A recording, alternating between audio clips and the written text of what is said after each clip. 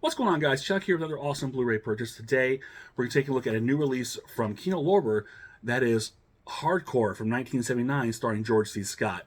This is a film that I had heard of. I knew of its reputation, if you can call it that. But I don't know if it's really a film that's well remembered by most. I myself had never seen it, but it's one I've always wanted to see. When I saw that Kino Lorber was releasing this, I jumped at it immediately. I said, I gotta grab this and check it out. And I'm glad I did. This is a very gritty film, it's the lack of a better term. But it's 1979. It's got a style. It's a style of film that I really enjoy. I really like the aesthetic of the '70s film. It's something you really can't replicate today. Again, stuff is shot on film. It looks greater. It just looks more real, natural, if you will, in some cases, as opposed to more glossy digital filmmaking of today. Which isn't to say anything's wrong with that. Just this has got a nice look to it. It's just, I don't know. It screams of realism to me more so than a lot, especially when you get into these heavy kind of dramas, or in subject matter like something like Hardcore would deal with. I mean, that kind of aesthetic really helps with the subject matter. This film was written and directed by Paul Schrader, who'd also written Raging Bull and Taxi Driver, and this you can kind of feel that same kind of style throughout this film. So Hardcore is basically about George C. Scott, who is a very devout, religious person.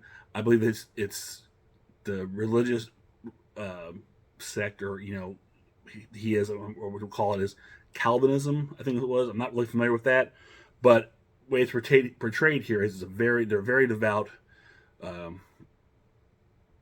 religious beliefs. And he's living in Grand Rapids, Michigan, so it's a big Midwestern town. The film starts off, Midwestern, so it's like Christmas time, snow, you got religious music playing, they're having a family get-together at Christmas. Very wholesome, and, I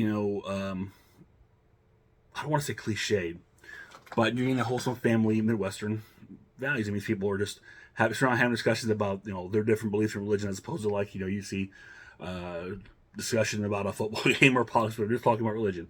And again, it's done nicely. It's not like making you feel like, oh, they're crazy religious people. No, it's just these are people living their lives. This is how they choose to believe. And there's nothing wrong with it. This is just fine, and it's good. So it really sets you up with the kind of family dynamic that's going on here. I said George C. Scott. He's a businessman. He has his own business, making custom furniture. He's a person who likes things done a certain way. He's very strict. I don't want to say strict. That's not quite word, but he has his beliefs, and this is a straightforward kind of guy. His daughter is going out in a church retreat, to eventually going to California with other churches together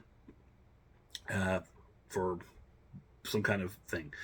I'm not really sure what it is, but it's kind of like if you had these Bible camp things, you go on in church, different churches meet up, and again, it's a retreat of some kind. While there, she ends up disappearing. Believes to have run away. So George C. Scott, obviously, he wants to find his daughter. Him and his brother-in-law, played by Dick Sargent, who was Darren number 2 from Bewitched, if you recall, go out to California to try and get some leads, and they end up hiring a private investigator, played by Peter Boyle, who is like the complete opposite of George C. Scott. He's just Peter Boyle he comes off very slimy, but genuine. I mean, he is who he is, and he's a private actor. He's got to live in this kind of world, so he kind of be what you got to be. So George C. Scott hires him to try and find his daughter. You find out over time, over so many months, Peter Boyle gets back in touch with George C. Scott, and he's found a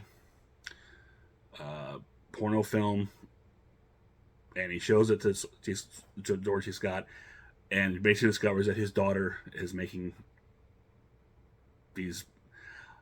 Basically, it's kind of like an underground porno film because Peter Boyle's character mentioned this is he bought this at a pawn shop, like 60mm or 8mm, whatever. I think 8mm, and it's being sold for this title. It's sold this title. It's being sold over with. So it's kind of like this leaking around.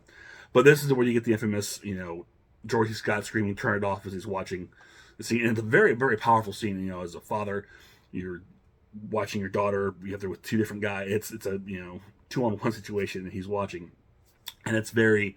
You can just imagine. I mean, they don't show anything really. Even though the movie's hardcore, they don't really get any hardcore with the film. It's all implied, and you just the expression on George C. Scott's face and the reaction says it all. So from this point on, George C. Scott, and I wish I could remember his real name. His character's name. He called him George C. Scott. Decides he's going to go and try and find his daughter on his own. Once he comes, he has an incident with Peter Boyle's character where he doesn't really trust what he's doing. He says, "Take with that. I'm going to go to California and find her on my own way." And this becomes a great setup in that you have this very devout man of religion who goes into the seedy underworld of the adult entertainment. And what's great about this, I'm going back to that, that 70s great. I mean, these are all filmed in real sex shops, massage parlors. I mean, it's amazing to see because it's not something you're going to see really anymore. But just these camera shots of scenes of just one after the other, little bookstores, strip clubs, not like strip clubs, but more like like I said, massage parlors, and other kind of sex shops. Just all the way. And seeing that the contrast of this suited up George C. Scott going through these places, and he's a fish out of water. It's very uncomfortable trying to get answers, but obviously he doesn't blend in. It's very awkward for him, and it's really unsettling for him. This whole world is just too much. But eventually, he kind of finds out through other means that he needs to kind of blend into the society, kind of find out what he's looking for. So, he meets up with a producer, kind of gets an idea and decides, he needs to try and fake the part of a producer to try and find, some answers to his daughter. And you really see George Scott kind of taking that. His outfits change. He's wearing these outlandish 70s outfits, the 70s kind of clothes. He starts off, he's wearing 3-piece suits. It's very nice, very, stand kind of guy. Now he's really turning into a sleazy looking 70s dude. And one of the most, I think, probably memorable scenes is he decides he's going to try and cast a fake movie so that he can try and find the guy who was in the film with his daughter. And in doing so, he puts on this crazy wig and porn stash, if you will, and does this casting call for him, which is a great scene in itself. As the people come in, you can see the frustration in his face after a while, and just the same old. And of course, you also have the infamous Big Dick Black scene, which is hilarious. Which is another thing about it. This movie it's a very dark in tone. The subject matter obviously is very intense and serious, but it has moments of comedy thrown in, not over the top, very subtle, and just kind of, I think it's needed to lighten the tone a bit. And the aforementioned Big Dick Black thing is very funny. But eventually, George C. Scott's character, finds the man he's looking for, and then basically leads him to a sex worker played by Susan, I believe, Hubley. I'm not sure. I've heard it pronounced both ways, but I'm gonna call her Susan Hubley, so I've always known her. Has Nikki. She's a actress. She works in the other adult institutions throughout the city. So he hires her to help him basically track down his daughter, and that's all I'm really going to go from there. this again, it's a very deep, dark subject matter, but it's done so well. The style of the film is beautifully shot. The fact that it's using real locations for filming, these are filmed, like I said, real adult establishments, strip clubs, parlors, massage parlors, all that stuff, bookstores. It gives that authenticity to it, which I think if you try to do this now, one, you couldn't find all those places because all those places are probably shut down now. But if you try to recreate, you wouldn't have that genuine feel like you get from the scenes in this film, and just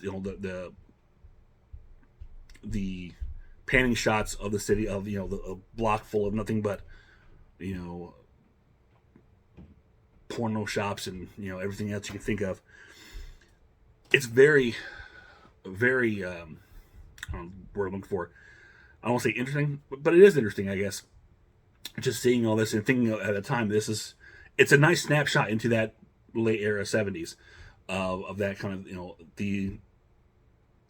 the underground what do you call it, sex worker underground, the adult industry. That's what adult industry, underground adult industry, which isn't really a thing because really adult industry has become a lot more mainstream. Is it still frowned upon by certain people? Sure, but it's definitely reached a higher level of, like I said, mainstream acceptance than it would in that era of 70s. But then it was really this extremely deep down, dark, dirty. And so when you ever see it portrayed in these kind of films from this era, that's what you're going to get, that gray, dark, almost grimy feel. Which I don't know if that's really, way to portray it. It is what it is. People are just making a living. But the see George C. Scott, again, and this is perfectly cast because someone like George C. Scott is not who you'd expect in a movie like this. Dealing with the things that happen in this movie, he genuinely looks awkward when he's walking through an adult bookstore and he's browsing at through adult magazines and toys. I mean, you almost feel uncomfortable. He makes you feel uncomfortable, what he is clearly, which is what you want. But again, casting George C. Scott in that role, it makes perfect sense. Because it's not what you really expect someone like him to do, but he lends that gravitas to it, and this makes it feel even more genuine. As this genuine unnerving awkwardness, he brings that to it. Another highlighted film is Susan Hubley, for sure. I think really she is the highlight. I don't think she got enough screen time, but she really brings home I don't want to say it's a cliche of the quote unquote hooker with a heart of gold, because it's not quite that, but you can tell she's a troubled person who doesn't want to be in a situation. She wants more, out of her life, but it's a matter of how do you get there and how do you get it, and that's kind of what she's looking to George C. Scott's character for. And the thing with George C. Scott is, obviously he doesn't know how to provide that. I mean, that comes clear with the situation with his daughter, and his whole home life is, you learn is go on. And it's a nice contrast. He's trying to find his daughter. In some way, with the character Nikki, Susan Hubley, you can see him. She's reaching out to him in a way, kind of like without saying so much and not really putting it out there, but he's almost taking her as a daughter, trying to give her that mentoring aspect, and she's wanting it. But there's a fine line where you can tell he's just not only gonna give her so much, and she really wants more. But I think it's hard for George Scott's character to really portray that, and that becomes evident later on. But again, Susan Hubley is great in this. I've only seen her in a few things. I know at this time she was married to Kurt Russell. So she played Priscilla opposite Kurt Russell in John Carpenter's Elvis. She was opposite Kurt Russell in Escape from New York in a small cameo part.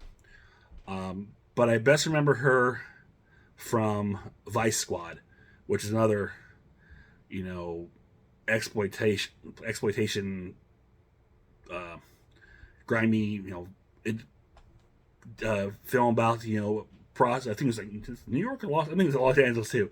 Hookers and dangerous pimps with a crazy Wings Hauser. Fantastic movie. If you're into that kind of thing, but it's another great one. But she was the primary leading that, playing another sex worker. But you also got there's a small cameos throughout this. You have Ed Begley Jr. in a small cameo as a adult film star, filming scene. Let's see. So you mentioned Dick Sargent, but he has a bigger role. Mark Alamo has a really small part at the end, but he is a well-known character actor. He's probably best known now for playing Gul Dukat on Star Trek Deep Space Nine. But he was all throughout the 70s, playing heavy in a lot of TV series and films. It was kind of cool to see him in here. Who else? There was Gary Graham, who is known, kind of Star Trek regular. He was on Star Trek Enterprise as the main Vulcan. I can't remember his name right now, but throughout that series, and of course, he's done so many other films. He was in Alien Nation, the series, Hollywood Nights, Robot Jocks. so many films. He's popping up everywhere lately, which is really cool to see him in.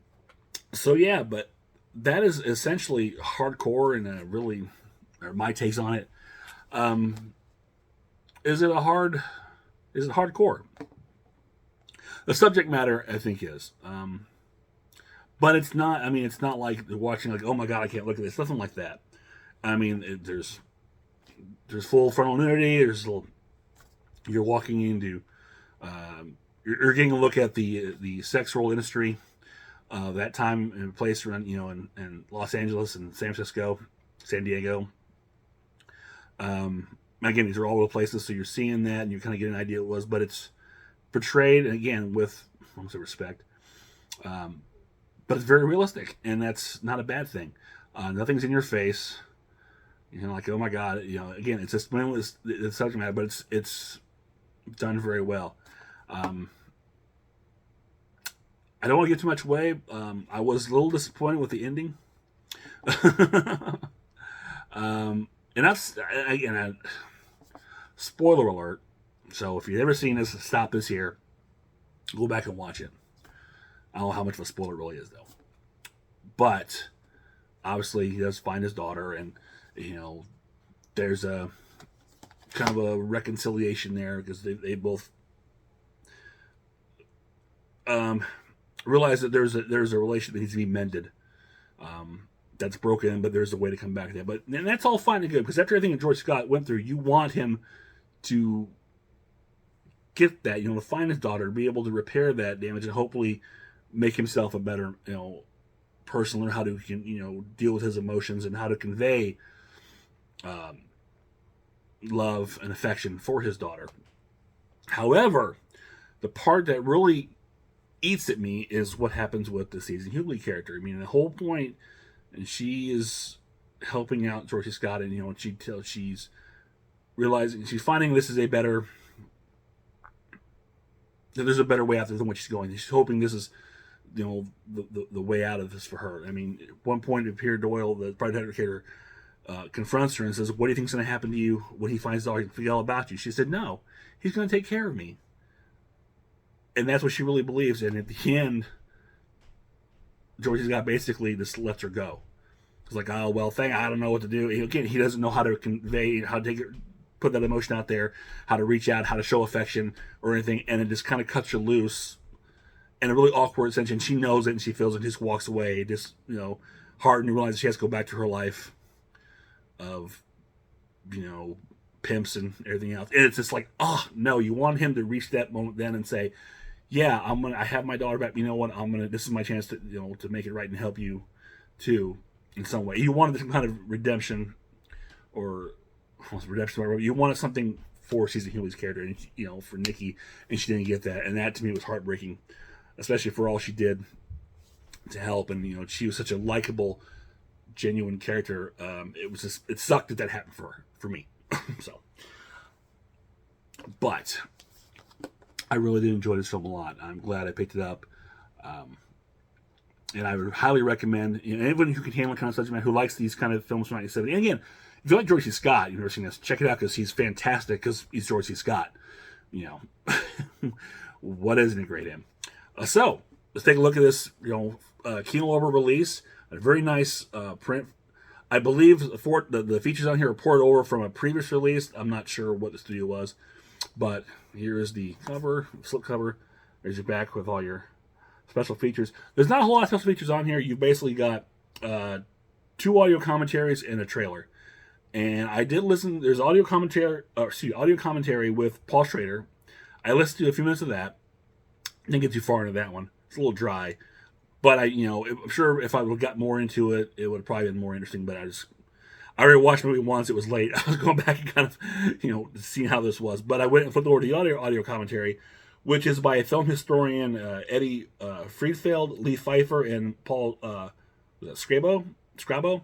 And that was actually really interesting, getting their takes on, again, as from a historical standpoint of the film, and getting, a conversation between the three to talk about the film. So that was a very interesting commentary. I did like that a lot. And again, this is the trailer. That's really all there is on here. But that second commentary, and I'm sure the first one too, but that second commentary I thought was very insightful and very interesting. The picture looked great. The sound was it's nothing groundbreaking sound-wise. It's basically just, I'm not sure, it's regular mono track, nothing here, no surrounding like that. In the beginning, it's some of the conversations a little muted, a little muffled, kind of hard to get through. But once you get out of the Midwestern part of the family aspect, we start getting into the crux of the film. Everything's, the dialogue's fine, everything's good. So, and again, that could have been the way it was. But yeah, I had a hard time, some of the low-key conversations with the family members, but like Dick Sargent and George C. Scott and the character playing George Scott's sister, and these dinner conversations they were having early on were a little hard to pick up on. But that was only the beginning. Once it moved on, the dialogue was fine. This also is a region-free disc, so that's really cool. It's not region locked. See here, you've got so A, B, and C. So it is region-free, and it does have reverse artwork with the original poster. The other side is the slipcover artwork. So that's kind of neat. And this was just released. I got it pre-ordered on Amazon. I can't remember the exact price was, but it wasn't too bad. But this is a really nice release from Kino Lorber. They surprised me with some of these, out of nowhere titles, including one that I just got today, which I'll talk about here later, shortly. So this is really cool. I'm glad they got this. And this is one that I don't think is talked about or really remembered too much, but I hope that, people will see this disc, pick it up, and check it out because it's worth a view, especially if you like, those hard-hitting, very adult-themed-oriented, 70s dramas. This is a good one. Very good. So that is it for now. If you enjoy this, click thumbs up, share, subscribe. Leave me a comment below. Let me know if you've heard of Hardcore, if you've seen Hardcore, the movie, or your thoughts on it, wherever the case may be, or just say hi. I'll always take hi. So until next time, this is Chuck saying, I will see you on the other side.